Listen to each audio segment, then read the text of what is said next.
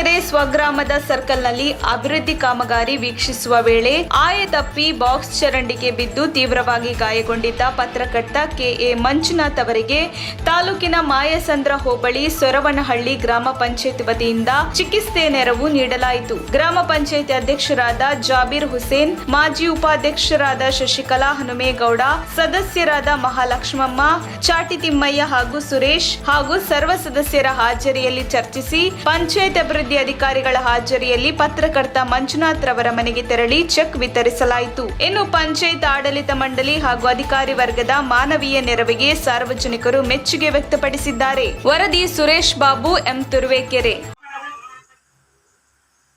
ನಾನು ಈ ಕಾಲ್ನ ಮುರ್ಕೊಂಡು ಕುಂತಿದ್ದಾಗ ನಮ್ಮ ಪಂಚಾಯತಿ ಅಧ್ಯಕ್ಷರಾದಂಥ ಜಾಬೀರ್ ಹುಸೇನ್ ಅವರು ಅವರ ಪಂಚಾಯತಿ ಒಳಗಡೆ ಬರ್ತಕ್ಕಂಥ ಎಲ್ಲ ಸದಸ್ಯರ ಒಪ್ಪಿಗೆನ ಪಡೆದುಕೊಂಡು ಈ ಥರ ನಮ್ಮ ಊರಿನ ಪತ್ರಕರ್ತನಿಗೆ ಹೀಗಾಗಿದೆ ಅಂತ ಹೇಳಿ ತಮ್ಮ ಮನಸ್ಸಿಗೆ ಹಾಕ್ಕೊಂಡು ಎಲ್ಲರತ್ರನೂ ಕೂಡ ಮಾಹಿತಿಯನ್ನು ಕೊಟ್ಟು ಎಲ್ಲರಿಗೂ ಮಾಹಿತಿ ಕೊಟ್ಟು ನಮಗೊಂದು ಈ ಸಹಕಾರದ ಈ ಹಣದ ಸಹಕಾರವನ್ನು ಕೋರಿ ಮನೆಗೆ ಬಂದು ಕೊಟ್ಟು ಇವತ್ತು ನಮಗೇನೋ ಒಂದು ನಮ್ಮೂರಿನಲ್ಲಿ ನಮ್ಮ ಅಧ್ಯಕ್ಷ ಆಗಿದೆ ಅನ್ನೋ ಒಂದು ಇದಕ್ಕೆ ಖುಷಿ ತಂದೆ ಅಂತ ವಿಚಾರ ಆಗಿದೆ.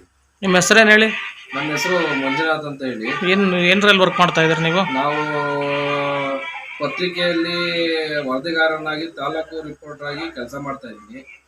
ಇದೊಂದು ನಮಗೊಂದು ಈ ಥರ ನಮಗೇನೋ ಒಂದು ಸಂತೋಷ.